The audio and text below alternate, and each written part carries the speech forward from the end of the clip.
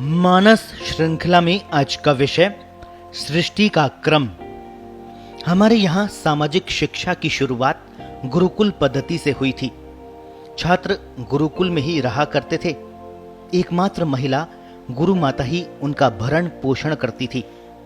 समय के साथ बदलते बदलते हम सहज शिक्षा तक आ गए।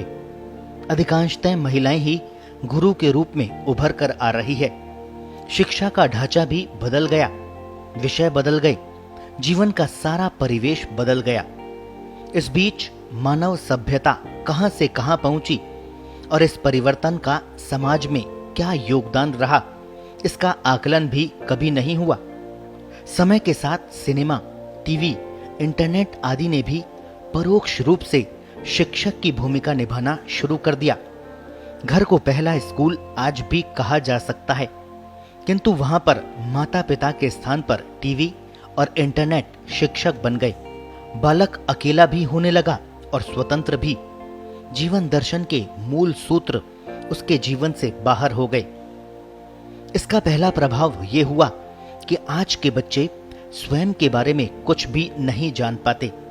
शरीर की भूमिका को प्रधान तो मानते हैं, किंतु शरीर क्या है और कैसे कार्य करता है, इसमें और क्या क्या गतिविधियां चलती रहती है, क्या हमारे नियंत्रण से बाहर है और किसको नियंत्रित किया जा सकता है, आदि विषय अछूते ही रह गए। शरीर के रहने तक 100 साल तक भी इनकी जानकारी व्यक्ति को नहीं हो पाती। शरीर के साथ ही कर्म जुड़ा है, कर्म के साथ ज्ञान जुड़ा है। पूर्व जन्मों के कर्म और ज्ञान भी साथ साथ चलते रहते हैं। पूर्व जन्मों के संबंध और ऋणानुबंध भी जीवन में बने रहते हैं। ये बातें तो मात्र रूढ़ियां बनकर रह गईं। मानवीय धरातल की श्रेष्ठता लुप्त हो गई। मानव पेट भरने में जुट गया। पशु बनकर जीना ही उसे सहज लगने लगा। जीवन विकास के लिए कुछ करने को तत्पर दिखाई नहीं पड़ता। त्याग और तपस्या या साधना की मर्यादाएं उसको आकर्षित नहीं करती। भोग और तात्कालिक सुख से आगे अंधकार रह गया। नर ने नारायण बनने की क्षमता खो दी।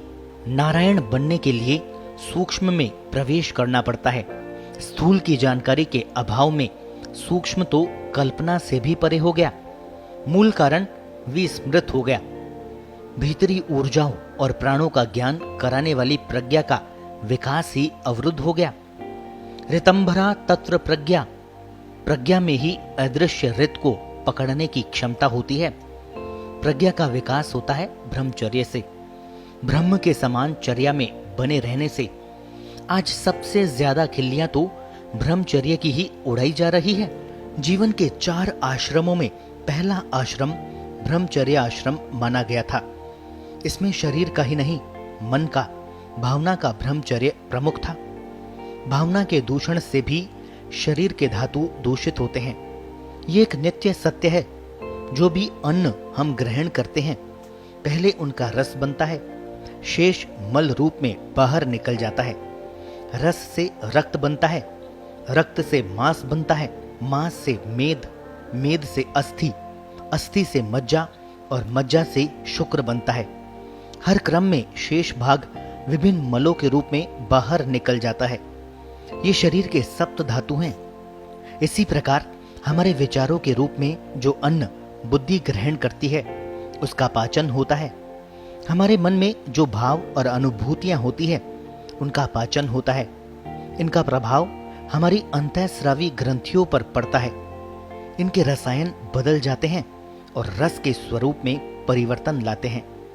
इससे आगे भी सारी धातुओं का निर्माण प्रभावित होता है। ये तो हुआ भौतिक स्वरूप। इसकी जांच मेडिकल साइंस में हो सकती है। मेडिकल साइंस स्थूल से आगे सूक्ष्म में नहीं जाता। हमारा अन्न चंद्रमा से आता है। अन्न से मन बनता है, ओज बनता है। वीर्य या शुक्र से आगे की अवस्था है, सूक्ष्म अवस्था है। अन्न और मन दोनों का ही स्वामी चंद्रमा है। बुद्धि का स्वामी सूर्य है। चंद्रमा से ही हमारी पितृ शक्तियां प्राप्त होती है। हमारे शुक्र में 7 पीढ़ियों के अंश समाहित रहते हैं। भावी संतानों में यही अंश शुक्र के माध्यम से पहुंचता है। पूर्वजों के गुण लक्षण इसी क्रम से आगे बढ़ते हैं। यही सृष्टि का क्रम है। प्रति सृष्टि के क्रम में मन धीरे धीरे प्राण और वाक से विरक्त होता हुआ विज्ञान और आनंद भाव की ओर बढ़ने लगता है। अर्थ और काम से निवृत्त होता हुआ मोक्ष को लक्षित करता है, उधर्वगामी होने लगता है। शुक्र की अल्पता से चाहते हुए भी ये कार्य संभव नहीं होता। शुक्र बाहुल्य ही सूक्ष्म ऊर्जाओं में परिवर्तित होता हुआ ओज और मन का निर्माण करता है, तभी सूक्ष्म में प्रवेश संभव होता है। स्थूल प्राण इस शुक्र का मात्र भोग में उपयोग है, इसीलिए पशुवृत्ति माना गया है। इसमें संतति विकास भी नहीं है और मानव होने का लाभ भी छूट जाता है। सातों पीढ़ियों की शक्तियों का अपमान होता है। ऐसा नर कभी नारायण बनने लायक नहीं होता। प्राण इड़ा, पिंगला और सुषुम्ना में प्रवाहित होते हैं। सूक्ष्म प्राणों का प्रवाह सुषुम्ना के भीतर ब्रह्माणी, चित्राणी और वज्रणी नाड़ियों में होता है। ये भी मूलाधार से आज्ञा चक्र पर्यंत जुड़ी रहती है। आज्ञा चक्र को ही प्रज्ञा चक्षु कह सकते हैं। सूक्ष्म प्राण ही स्थूल प्राणों का नियंत्रण करते हैं। यही मन के भावों से जुड़ते हैं। स्त्री पुरुष बीज के लिए पृथ्वी या धरती का कार्य करती है। बीजाधान के आगे उसे आवृत करना, पोषित और पल्लवित करना उसका अधिकार क्षेत्र है। इसमें पुरुष केवल भाव प्रधान व्यवहार से सिंचित करता रहता है। बीज के अनुरूप ही संतति की पहचान होती है, लेकिन स्त्रियों के लिए ब्रह्मचर्य की वैसी मर्यादा नहीं है। शरीर उसका भी चंद्रमा की कलाओं से चलता है। चंद्रमास के अनुसार ही उसकी मासिक क्रिया भी रहती है, किंतु संग्रहण का कार्य नहीं होता। पुराणों में उदाहरण मिलते हैं कि एक ऋषि किसी दूसरे ऋषि की पत्नी को संतान पैदा करने के लिए मांग कर ले जाता था। इस दृष्टि से स्त्री पुरुष एक दूसरे के पूरक कहे जाते हैं। अकेले रूप में दोनों का ही कोई अर्थ नहीं रह जाता। सृष्टि के विकास क्रम में दोनों की ही अपनी अपनी भूमिका है, जिसमें परिवर्तन संभव नहीं है।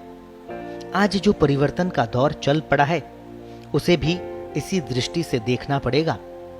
कोई भी स्त्री पुरुष स्वयं में स्वतंत्र नहीं है, उसको संपूर्ण सृष्टि का अंग बनकर जीना पड़ता है।